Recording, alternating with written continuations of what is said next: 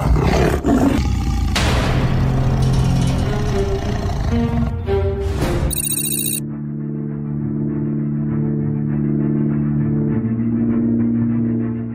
isang pulis, madaling lapitan, madaling puntahan, madaling rumisponde, paano kung ang pulis mismo ginamit kanyang kapangyarihan, pati bata pinatos? So, hindi pa rin makamupo. Natakot ka? Opo. Nakikita mo ragi ang pulis na sa kapitbahay niyo? Opo. Tanong, Opo. may pananakit po ba dito ang pulis natin sa isang minor de edad? Dito sir, sa risk niya sir, medyo may pula po dito nung pumunta sa barangay. Tama ba ang ginawa ng pulis, inakma, pumasok sa bahay at na-witness ng kapatid kaya pumunta nagpabitag ngayon? Mali sir, maling-mali po. Ikaw ngayon, Master Sergeant Police Mota, makinig ka. Huwag mo kaming pinagloloko na parang nagsalita ka rito sa amin. Walang pulis-pulis sa akin kapag mali ang ginawa mo.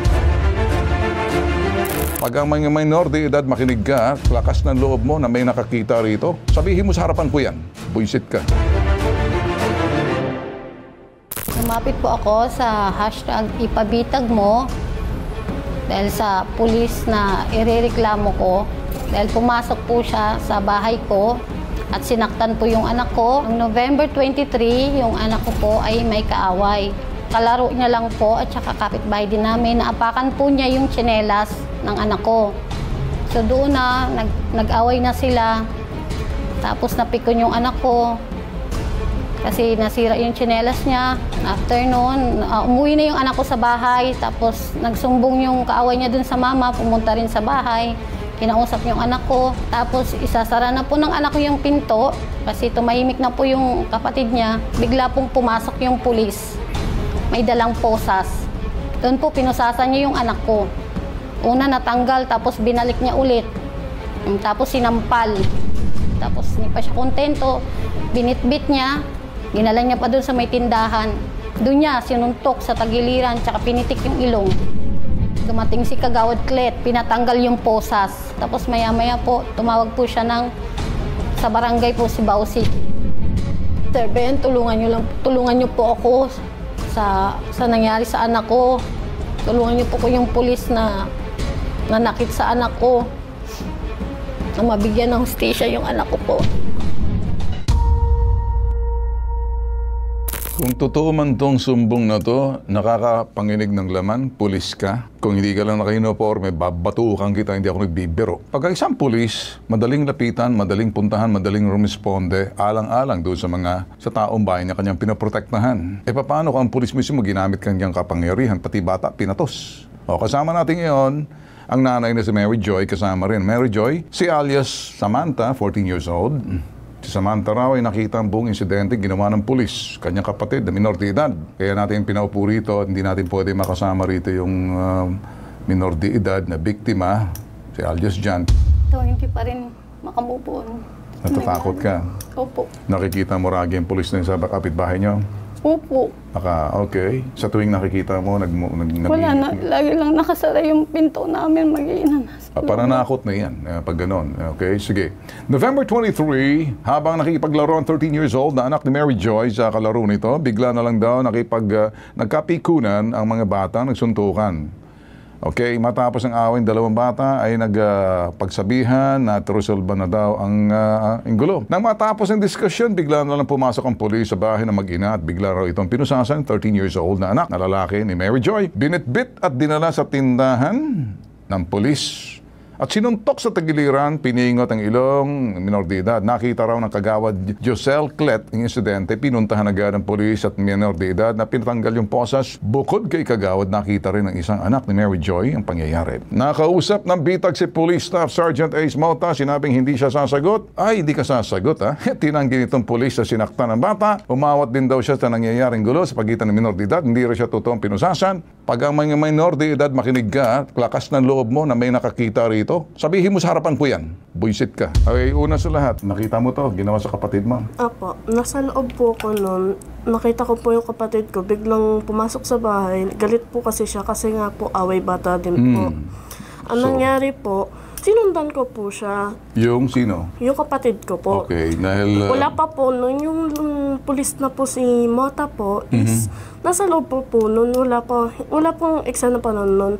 Nung pumasok na yung kapatid ko, sabi ko sa kanya, pumasok po siya sa loob at saka uminahon kasi. Kasi nga po mainitin po. Okay, ulo. so in other words, nasabi mo na ano. Pero Opo. sa akin, okay, nakita mo, okay, minor de edad ka, okay, 19 ka masakit. Kakausapin natin dito yung VAUSI ng Barangay Council for Protection of Children, si Daisy Villanueva. Ma'am, parang pakisalaysay kasi parang medyo uminit ang ulo ko na nasaksihan ninyo at ginawa ninyong tama. Nakita ninyo, pinatanggal yung posas. Pakipaliwanag, pakikwento lang, ma'am. Actually, sir, wala po ako doon sa eksaktong lugar. Okay. Yung kagawad po namin sa barangay, si Kagawad Josel Plet, Okay. tumawag po siya doon sa co-worker ko Okay. na kailangan daw po niya ng VAUSI. Okay. So ngayon, sir, pagpunta ko po doon sa bahay ni Kagawad Josel, yan, sir, si 30 nandoon po nakaupo. Kinakausap po ni Kagawad Josel. Ang sabi po ni Kagawad Josel is, huwag mainitin ng ulo mo, huwag kang mananakit ng bata, at huwag kang magiging palasagot at magmumura sa mga matatanda. Yun, sir, ang ina-advise ni Kagawad Josel. Tapos, sir, binigyan pa po siya ng bigas. Tapos sabi, sir, ni Kagawad Josel sa akin is, Daisy, tulungan mo siya. Bakit, Kagawad, ano pong problema? Ang sabi po ni Kagawad Josel is, parang hindi na nga daw po nagustuhan ng mga matandang nakakarinig sa kanya yung mga sinasabi niya. Kaya po yung matanda na parang nagalit sa kanya. Sinong siya? So, ang ginawa, yan po, sir, si 30, yung anak po ni Mary Joy. Okay, si Mary Tapos ngayon, Joy. sir, opo, ngayon, sir, ang ginawa ko po, isinatid ko po yung bata sa kanila. Sabi ko, puntahan natin yung nanay mo para maayos natin sa barangay kung ano man kako yung problema. Okay, Pagdating ko dun, sir, sa bahay. ma'am, sandali, Yes po. papahaba, no? Gusto ko pong imbestigahan kung nga ba'y nasaksihan ng kagawad ang pagposa sa bata na 13 years old. Bata po Ay, to. sir, wala, sir. Bali po ang tanging nandoon lang po sa bahay nila nung time na yun is yung ate niya po, si Samantha. Pero totoo po ba nasaksihan ng kagawad Josel Clet? Na pinusasan, sir? Oo, na may posas, pinatanggal ang posas. Ay, hindi, sir. Hindi po. Nandoon ba kayo o wala kayo ron? Wala din ako, sir, rin. Oh, so hindi nasaksihan ng inyong kagawad na itong pagpatanggal ng posas sa bata. Opo, sir. Wala pong sinabi si So, Kagawad paano Josel Pet na nangyari may dito? posas po. Sandali, ma'am. Okay. Marami na po kayo nasabi na hindi po masyado relevant sa amin. Tanong, Opo. may pananakit po ba dito ang pulis natin sa isang minor de edad? Bali, sir, yun po yung kinumplain ng ate niya pagpunta Alright. ko po sa bahay nila. Alright. Kinumplain. May nakita po ba kayong mga lakra or anything sa kamay? Did you investigate yung bata? Kasi nasa Dito, sir, VAUSI. dito, sir, sa Ristia, sir, medyo may pula po dito nung pumunta sa barangay. Hindi ba tinanong po, ma'am, sa barangay, saan mo po nakuha yung may pula na yan? Yan ba'y bakat ng Actually, posas? sir, tinanong ko po yung ate niya kung ano po yung nangyari. Yun nga po, sir, ang sabi po ni ate Samantha is pinusasan daw po ng pulis at hinila daw po yung kamay habang nakaposas. Alright. Kaya Opo. naglakra yung sa may risk niya based doon sa Opo. sinasabing handcuff na yon, okay? Opo. Okay. So, nung sinabi po sa inyo ni Samantha na ang kapatid niya mismo paano po nangyari? Nagpadala po kayo ng investigador o kayo po mismo nag-imbestiga?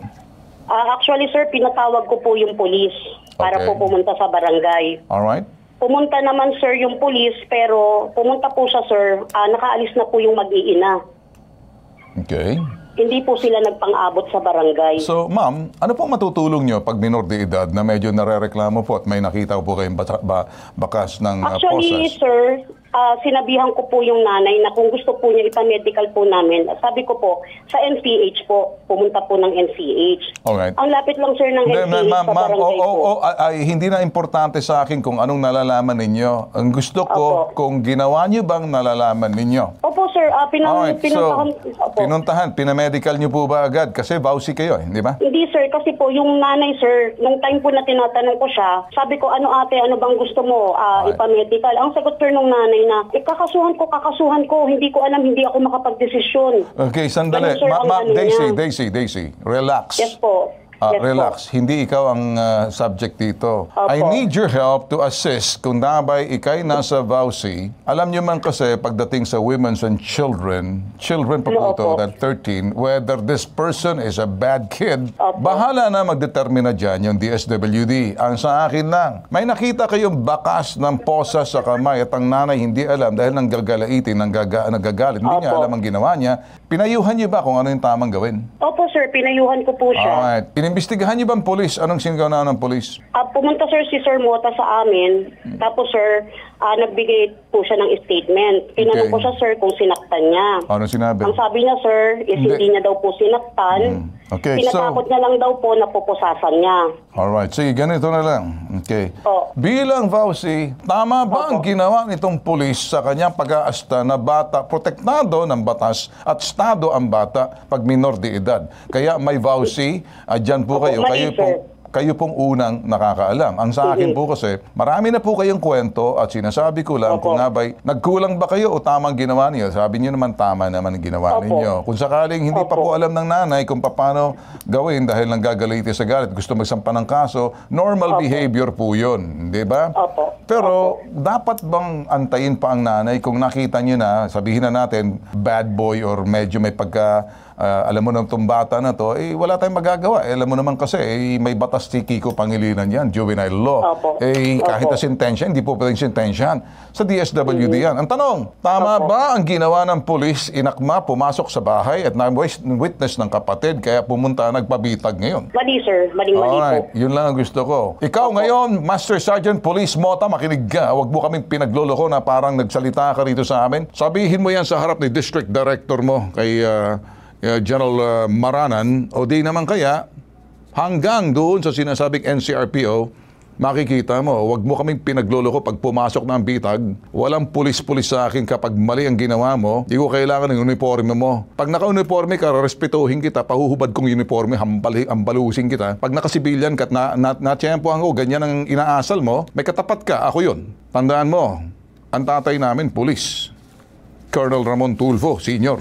Constabulary noon. Dito sa parting to, buisit ako. Pag medyo pulis ka, ikaw dapat takbuhan. Ikaw dapat unang nagdala sa barangay para pag-ayusin. Nilagay mong kamay mo, pumasok to. Makinig ka rito, kagawad, kay Daisy. Ang ginawa nitong si lintek na pulis na to, trespassing. At ginawa niya rito yung physical abuse sa bata. Pinusasan niya. Alam ba naman itong mga agrabyado pupunta sa amin, sinakal pa, pinitik pang ilong. Sa palagay mo kaya gagawa ng kwento to? Makapangyarihan yan. Kanino tatakbo to? Tatakbo to sa bitag sa amin. Ako si Ben Tulfo. Ako yung tirador ng mga siraulong mga pulis niya na hindi dapat na mali ang asal. So ngayon, pakipaliwanag lang, puntahan mo ulito, ipadalhin mong mensahe ko, sabihin mo sa kanya, ipapatawag ko to dyan sa distrito. Sabihin niya sa harapan ko yan at dadalhin ko yung bata, doon siya magpaliwanag, wala na sa barangay ito. Ito'y pang-uugali, pang-aasta nitong sinasabing pulis na kapag ma'am, pag may nakita kayo mga pulis dyan sa lugar ninyo, si Raulo, the next time, tumawag muna kayo sa 122. Pulis din mismo darating, naka-body cam at ibablatter yan. Pero ngayon, ako na mismo ang hahawak ng kasong ito. Kailangan mong tawagan tong lintek na pulis na tong si Ace Mota na to. Pakisabi lang, Opo sir, kopya po. Darating ako, hindi dyan, ipapatawag ko lang yan. Sabihin niya sa harapan ko yan, ituturo ng babae, nitong ating nakakita, at saka yung bata. Simple lang.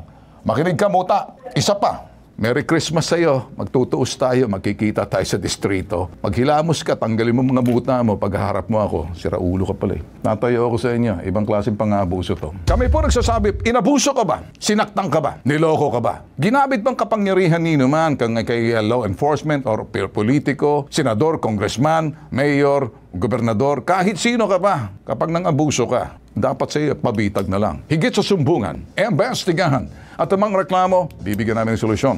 Ito po nag-iisang pambansang sumbungan. May tatak. Iba pong galawan po namin. Alang-alang doon po sa mga walang boses, walang kalaban-laban, mahihina, kaya inaabuso. Tulong at serbisyo may tatak, tatak bitag. Ako po si Ben Tulfo. Ito pong hashtag ipabitag mo.